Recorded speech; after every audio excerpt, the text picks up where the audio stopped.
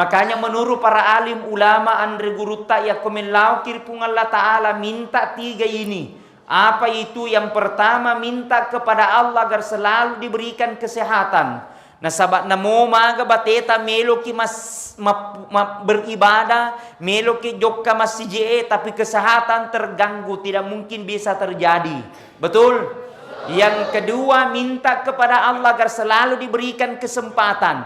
Ada orang sehat, detona malasa tapi mega naurusu pengusahai, pejabai, mungkin banyak mau ditandatangani. Desi na sempat hadir pada malam hari ini.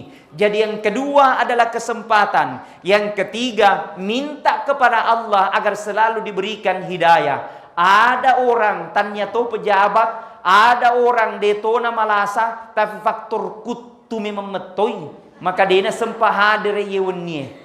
Makanya orang yang hadir malam hari ini adalah orang-orang yang mendapatkan panggilan dan hidayah dari Allah Subhanahu wa taala. Wajib isukuruki. Amin.